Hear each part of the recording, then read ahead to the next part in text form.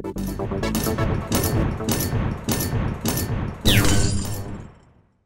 are two huge military shooters coming out this year, Battlefield 3 and, of course, Modern Warfare 3. But the question is at E3, how do they stack up against each other? We check them out. I just got to play Modern Warfare 3. What I got to play was Spec Ops, and what that is it's kind of like a horde mode. You're constantly being attacked by waves and waves of enemies. They really improved it for Modern Warfare 3. There are lots of bonuses, lots of upgrades to buy, different weapons, but there's also some improved AI, and what's really great is that you can actually buy your own AI now. You can actually call in your own squad to fight with you. The gameplay feels as tight as it's ever been for Modern Warfare 3. The missions are a lot of fun. Of course, it's especially fun to play with other people and just go as far as you can and freak out and panic and just see how high of a score you can get.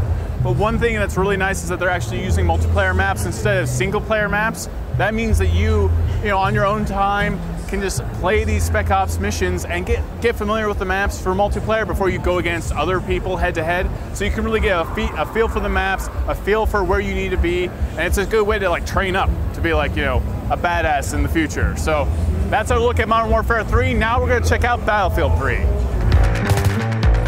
I checked out Battlefield 3 and my first impressions were, wow, this is a really, really kinetic game.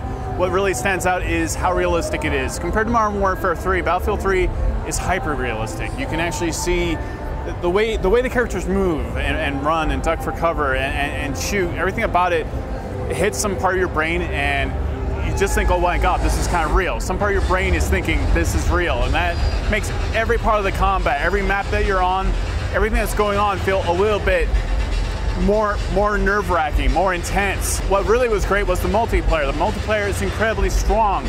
You will see really large maps, extremely large maps with lots of different levels, lots of high and low points. It's also not generic and perfectly shaped maps. It feels like a real map, a real location you would find anywhere at any city. The other thing that is amazing about it is the fully destructible environments. You're just going to see pillars break apart, just like you would see in the first Matrix movie. Exploding columns.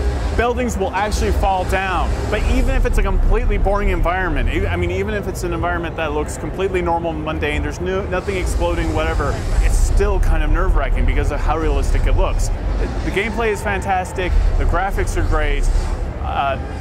This is a really, really solid military shooter. For E3 this year, we have to give it to Battlefield 3. Battlefield 3 is the winner against Modern Warfare 3, at least at E3, but we're going to have to find out a lot more when both games come out.